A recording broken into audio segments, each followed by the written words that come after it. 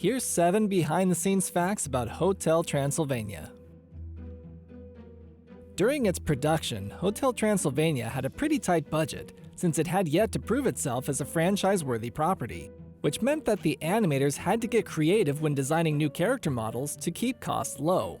So that's why Baby Mavis was actually created by making adjustments to the grown-up Mavis character model.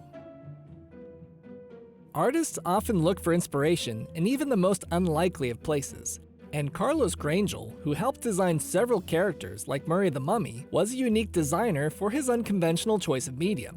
Because instead of using paper, he used the inside of cereal boxes, saying that the texture and color inspired him to be more creative.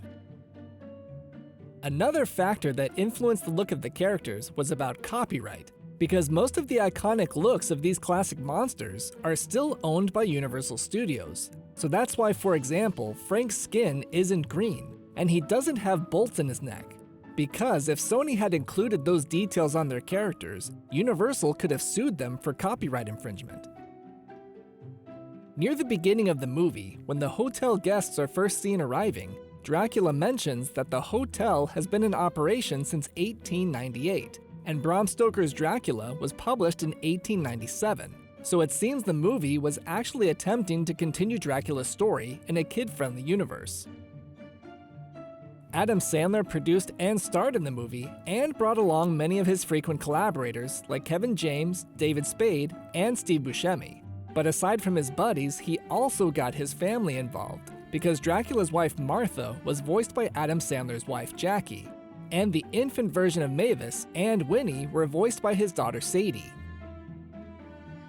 The pop star Selena Gomez voices the adult Mavis, but she also has a strange Easter egg appear in the movie as well. And you can spot it during a scene when Mavis is walking on the ceiling of her room, and there's a picture of Selena Gomez hanging on the wall.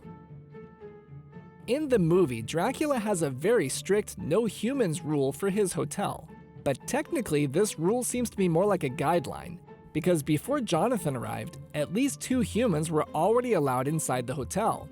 Quasimodo is often portrayed as a monster, but he's really just a hunchbacked human.